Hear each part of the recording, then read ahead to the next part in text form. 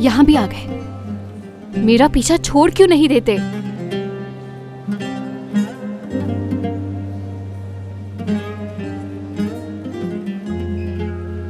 हम भी ये नहीं चाहते थे।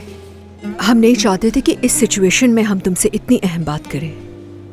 मैं जानती हूँ आप दोनों क्या बात करने वाले हैं, लेकिन बोले क्या कहना है? सुन रही हूँ, बोले आप लोग।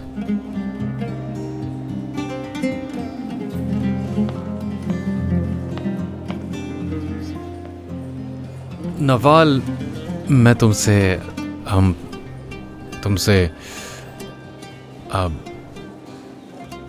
हम दोनों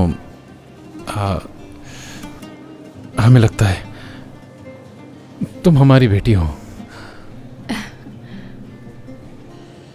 तो ऐसा सोचते हैं।